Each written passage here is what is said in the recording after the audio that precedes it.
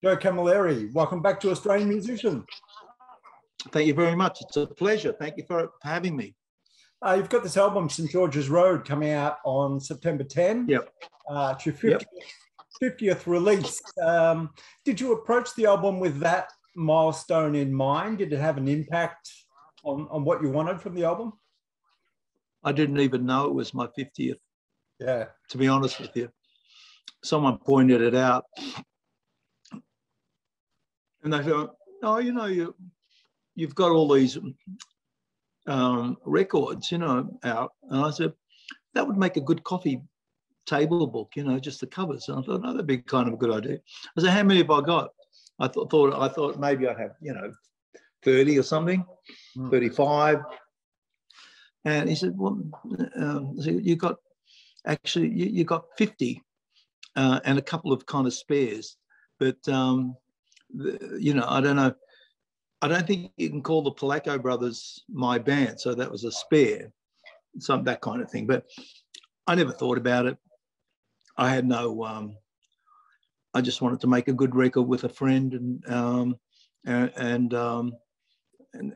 me and Nick, my co-writer, gathered, you know, we wrote a lot of songs together, and we're still writing songs together. So it was all about that.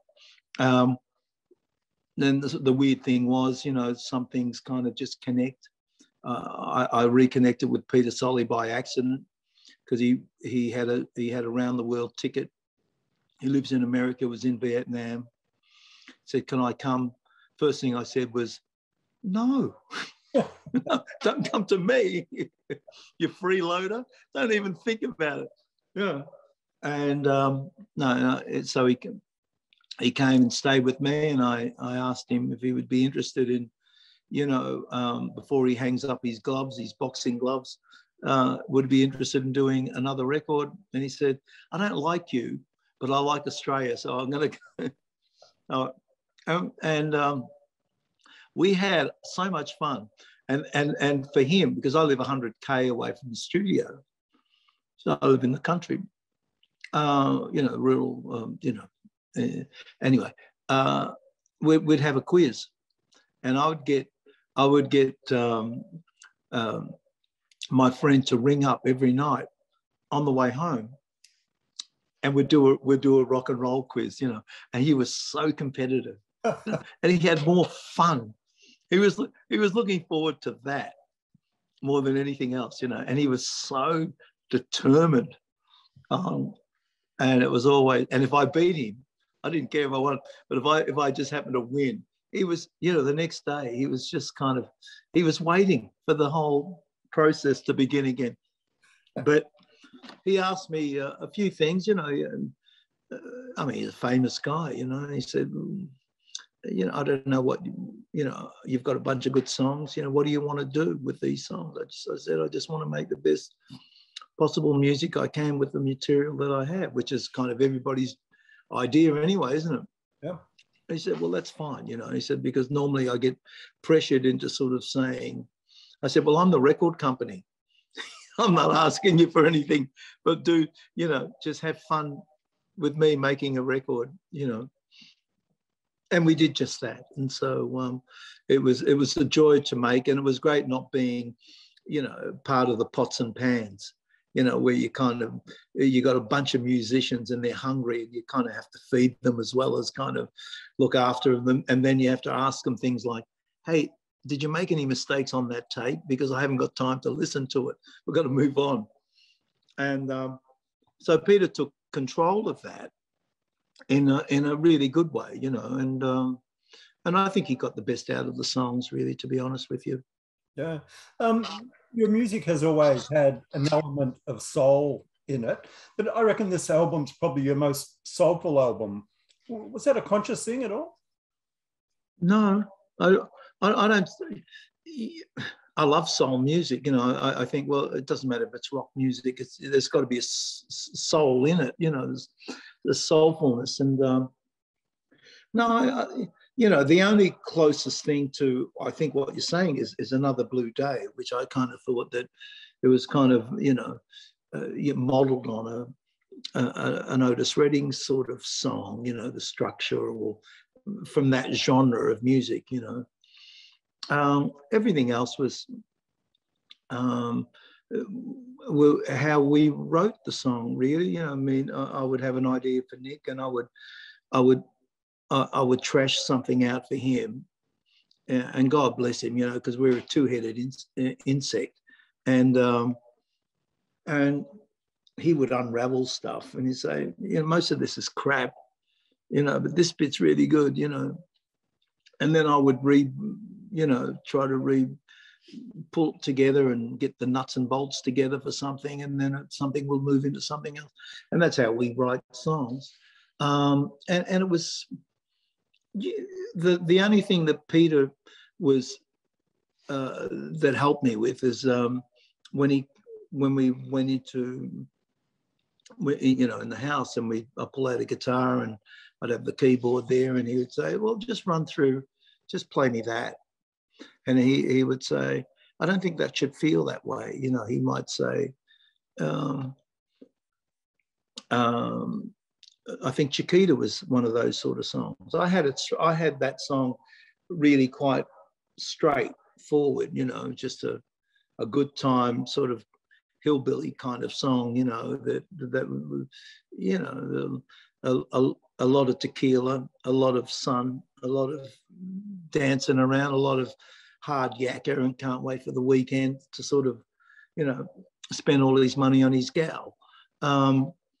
He kind of, and I thought I'd left the Zydeco thing behind me a little bit, you know, but he kind of brought that element to it. And he said, well, you know, I was listening, because he's a big music fan. He says, I was listening to your Sonola album, the first one you made and I really like the piano accordion, you know. I think this is the way it should go, you know. So he was able to sort of lead the charge on some things, you know. Some things we would be exactly like the way that I had it planned. Here's the thing: if you give someone a job, or someone gives you a job, you don't expect them to be looking over your shoulder. You know, you go and just do your job, you know. And your job was to sort of direct traffic, then direct the traffic. And I think that's what he did. And his job, he did that really incredibly well. And he also, you know, he's a great musician, so he was able to sort of add his influence on some of the songs as well. So was it soulful? It's up to the listener, you know. I kind of try to sing with a lot of heart, you know. Everything I try to do has to have a heart, because it's useless if it doesn't have it. So maybe that's what you mean by that. Yeah. The title track, St. George's Road, is a very special song. Talks about friends that are no longer with us. One of those guys that passed recently was Michael Gillespie. When you think of Michael, what comes to mind? Oh, you know, he was just a very generous man, you know. He misunderstood by a lot of people, you know. Everyone's always trying to tear you down to a degree, you know. But I hadn't been with that label. Well, I did one record just recently with Bloodlines, which was Citizen John, you know. But before that, I hadn't been with the label for yonks, you know. But he'd always call me up, see how I am, ask if there's anything he could do for me. I said, you can do everything for me. But he was that sort of person. He was a very generous, kind-hearted, spirited fellow, you know. And I didn't agree with some of the things that he did, but that was okay. And while it didn't matter, you know. And then, you know, when I got cut from the label, you know, it was a hard pill to swallow, but it wasn't personal. It wasn't sort of like, I'm going to rip your guts out or something like that. He was always, and I think, you know, when people talk about him, I think most people talk about that beautifulness that he brought. And he worked hard. He worked, I mean, you know, I don't know how old he was when he died, maybe 66 or 60 something, 60 something. Doesn't matter.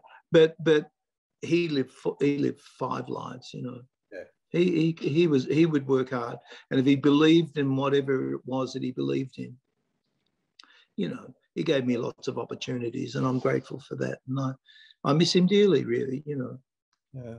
I always think it's great when Australian artists name check in their songs. So they'll name check a town or a street or somebody. Oh, yeah. Paul Kelly does it a bit. Rick Thomas does it a bit. Yeah. But in general, Australian artists don't do it as much as, say, Americans. What do you think that is? Well, I kind of, it just sounds better, you know. We're a bit, the sound of our towns don't sound good to sing, you know. You know, if you say New York, it sounds like something, doesn't it? You know, Cincinnati sounds like something. You know, Memphis, Tennessee sounds like it's already there. You just have to fill in the dots, really. You know, give me Memphis, Tennessee. You know, like it's. We don't have those names, you know. We have beautiful names, you know, and they're indigenous, and but they don't sort of, well, they haven't lent themselves to that much in songs. But like St. George's Road's in English, you know, it's English. It's not, you know, there's plenty of St. George's Roads all around the world, I imagine, you know, apart from in Malta. Maybe there probably is one in Malta, I think. There might be a St. George's Road in Malta. In fact, I'm sure of it. But that to me is, it's just the way it sounds. You've got to, when you're singing something, it's got to sound good, you know.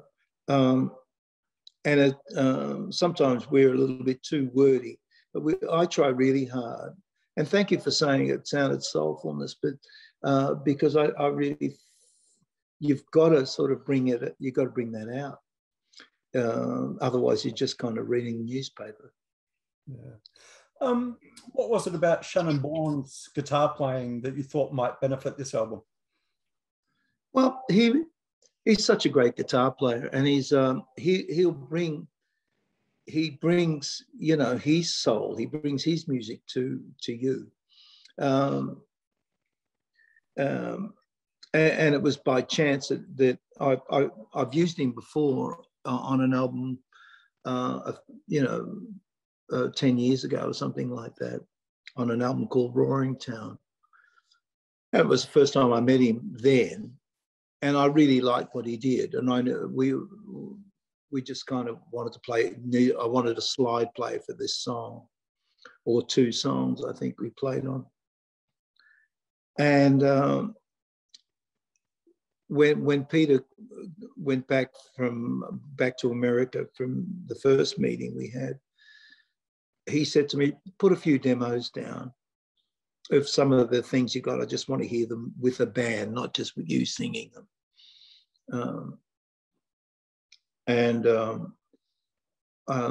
I couldn't get some of the players that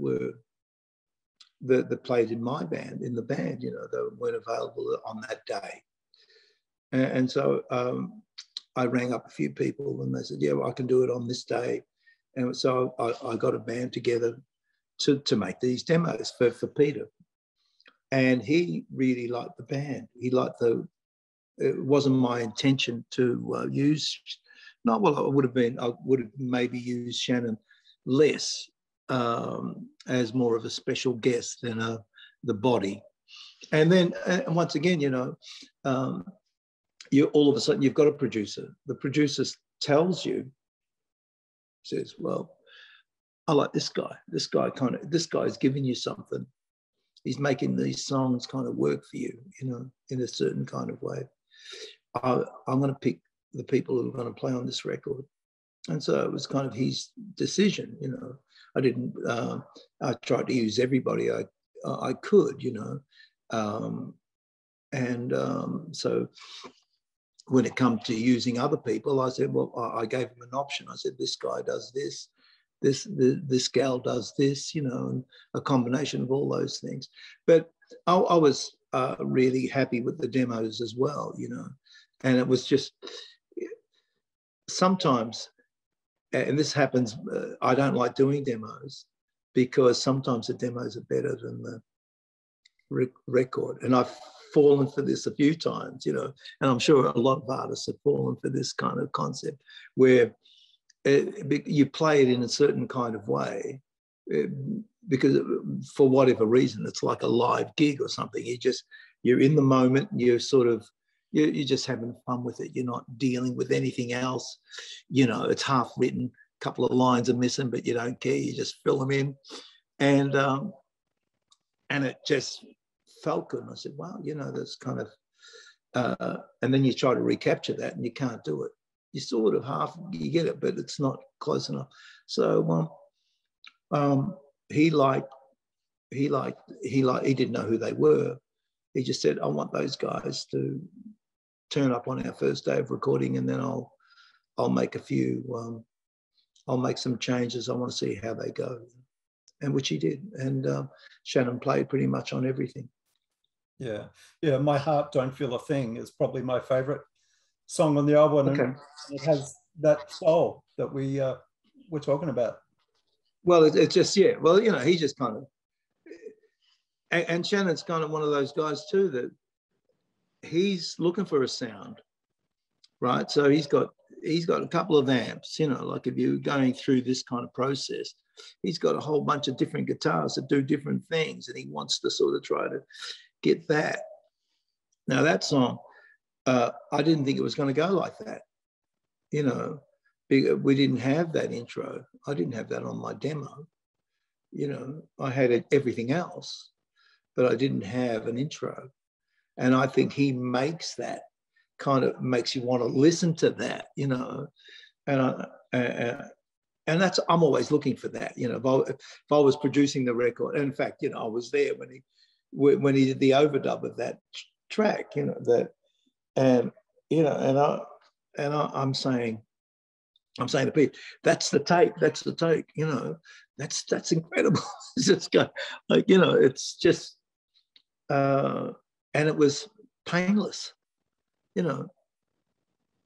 He played it 3 times or something. He played the track from start to finish. You know, this is, you know, like after we did the band track, you know, we have to set up a little bit different. We were recording at Woodstock, and you know, my old studio, and so it lends itself to this kind of nice vibe, a community kind of concept where everyone's out and you feel like you're just kind of playing in a lounge room, but then you have to make a few commitments to something. So we just kind of set him up, and it was a beautiful moment for the song for me, you know, because I'm saying all of a sudden it's got a coat, you know.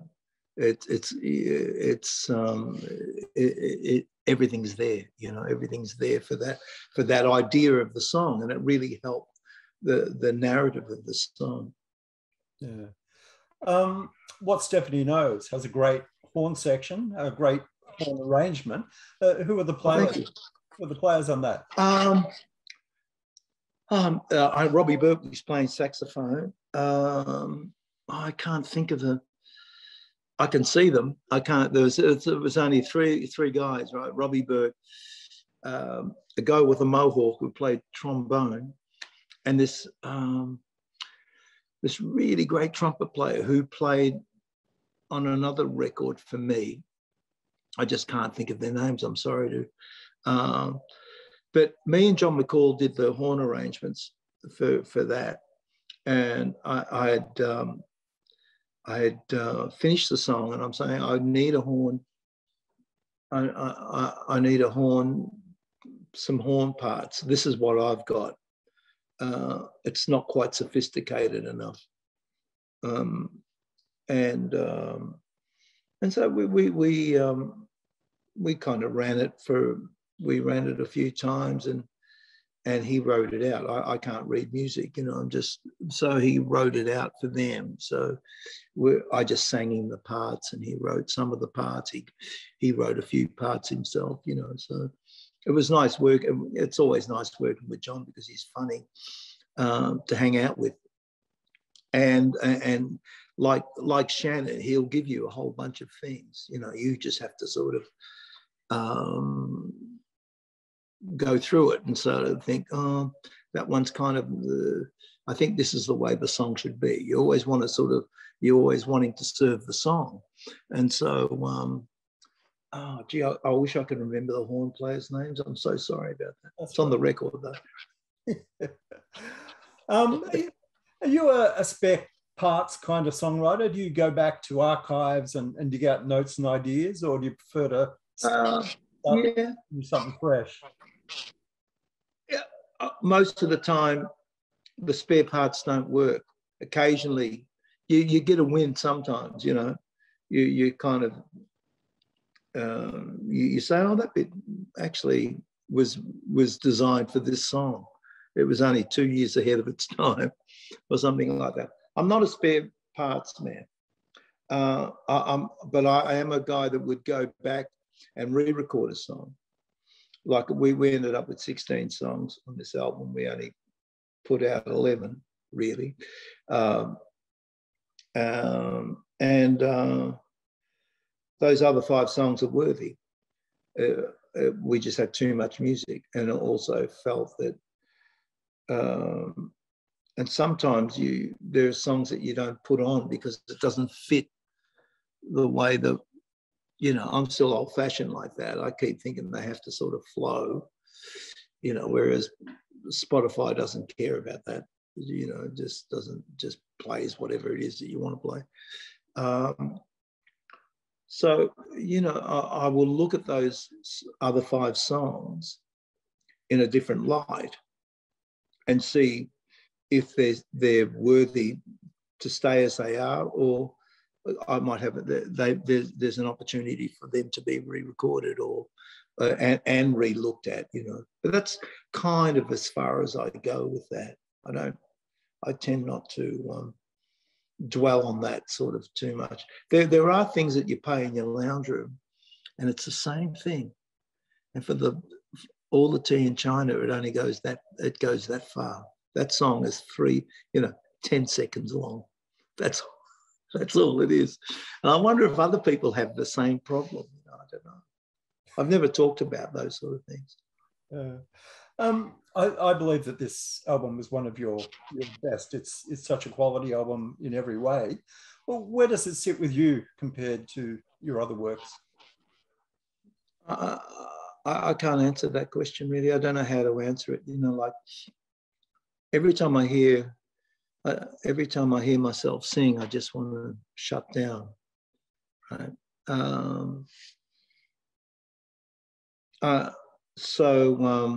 It's taken me 40 years to sort of enjoy Jojo Zepp and the Falcons. Right. Their later records, not the early records. Every time I hear some of the early ones, I think, what was I thinking? But I got it together a little bit better. I'm singing better now than I think I've ever sung before, for whatever reasons I don't know. Most people's voices go lower. Mine seems to be going a little bit higher. I haven't had to sort of drop the keys of songs or anything like that. There's a different intent, maybe, I think these songs probably, there are times when you have a collection of songs that kind of work together. Even though we only put 11 on this record, the 16 songs kind of work together, whereas some of the other records the ideas are okay, but they, it's fragmented in a certain kind of way, and the good bits are really good, and we all make poor decisions on things, The one thing I would love to be able to afford is a producer. I think if you find someone that you can love and trust, you know, it's a wonderful asset. And I think that most of this belongs to Nick and Peter. You know, I'm just fluff on the side. You know, but really, and I think, you know, there was just that thing that was a joyous thing that happened, and it doesn't happen every time. I remember doing Sonola, which I really like Sonola as a record, because there was no bullshit. You know, it was a lab coat record. You know, they were wearing lab coats. You're in the studio, right? So you didn't get a chance to hear anything. You know, and we recorded this album in a few hours, and for all the warts and you know, everything that's in it. Sorry, I've just lost you there. You with me? Yep. Yeah. For all the warts and all, you know, I kind of like it on that level. I can listen to that record because of that, because I can feel, you know, everyone was kind of in. With this record, I think it has a similar kind of concept. There was no click tracks. There was no. There was someone to sort of take care of all that business. You know, I really enjoyed making the record. I was there with my friends, you know, and we're just having a good time, and you also feel that that there's something's going on. I don't know what that is. Okay, I don't really understand something going on, but there was something going on. So, and you're not the only person that have mentioned that this could be, you know, one of my better albums, you know, best album. And I just don't know how to, I can't listen to it for different reasons, you know, like I can hear, because I know every note on the record, even though whether it's singing, you know, and all the other things that go with it. I think the really nice thing that I'm enjoying at the moment is that not so much it's a milestone record, it's a number, you know, not that. It's just that the people who have heard it, like your good self, are really enjoying the disc, and I'm hoping that what I'm getting from you, you're saying to me, it's a real record, you know. It's not a record that, you know, you take a little bit from here, a little bit from there. You know, you can hear, you can sort of get an idea that it could have been better. You know?